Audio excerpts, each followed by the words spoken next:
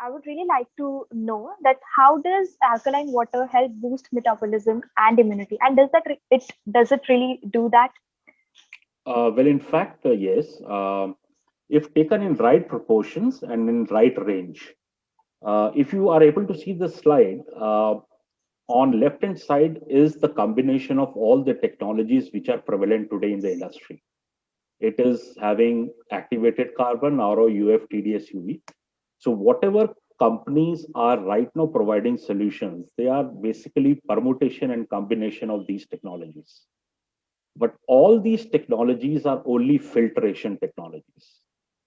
So for example, if you talk about sediment filters, that is only filtering the physical impurities. I will not go into details one by one, but very quickly, all these filtration mechanisms result only in either filtration or blocking or inactivating process. They don't do the ionization effect.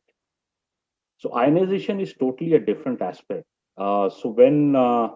Shivani and was asking that how it helps in increasing the metabolism and the immunity, I would only say once these three important issues are addressed, which is acidic issue, oxidative, and dehydration issue, the metabolism process automatically improves.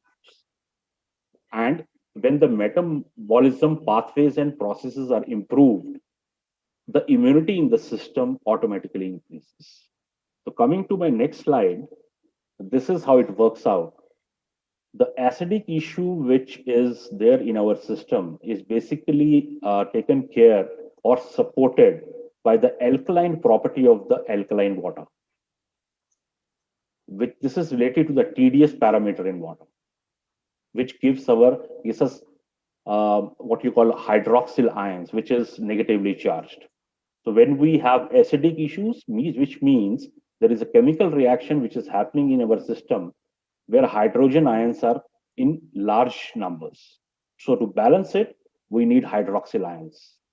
So here it's a function related to the TDS, what we usually call at acidic or basic. So acid is basically a substance which is put into water which produces hydrogen ions, and the substance which when it goes into water produces hydroxyl ions, it is basic. The second thing is the nutrition.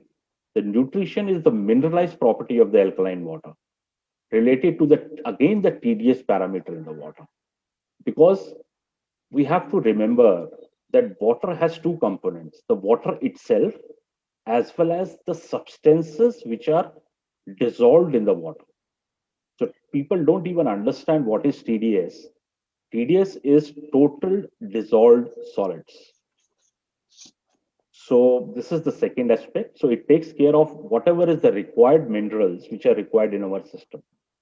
Third is the oxidative issue, which talks about okay, going further down the layer. Uh, if I know most of the people must have heard of something called free radicals. So Right. when we talk about free radicals, it is a layer next where we try to balance the atoms, which forms basically molecules and then tissues and all those aspects. So to reach that level, only the OH factor, which is mentioned in the point one, it doesn't help. We have to provide the intake of water with something called ORP, which is oxidation reduction potential. Means we are having enough electrons other than the hydroxyl ions, which balances the atoms by donating electrons to the atoms so that atoms can balance. Then becomes the dehydration issue, which is related to the intake of water in our system going into deep into our systems. So if the water is not with light molecular, I would say bonding, it will not go into our system and will not give us the dehydration effect. Just to give an example, we today take water and we feel that our stomach is getting heavy. So that means the molecules of the water are very tightly coupled and they are in the range of 15 to 60 or 20 molecules in a particular cluster. So if the water is not absorbed by the system, it is not doing the right effect.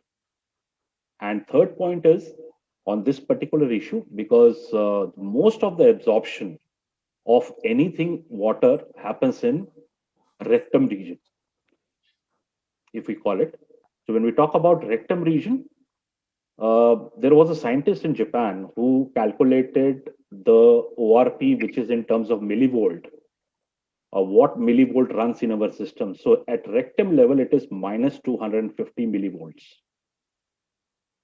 So to run, yeah. So I would not take further on this. So what happens is, if we are creating our metabolism pathways clear, if you see the last row, nutrients what we intake, if we have the right metabolism pathways and channels, the right energy is provided and the immunity is boosted. Please, Shiva. Amazing. So, very beautifully explained and very nicely and in a very simple way. I think everybody is getting the things and everybody is able to understand things. Amazing.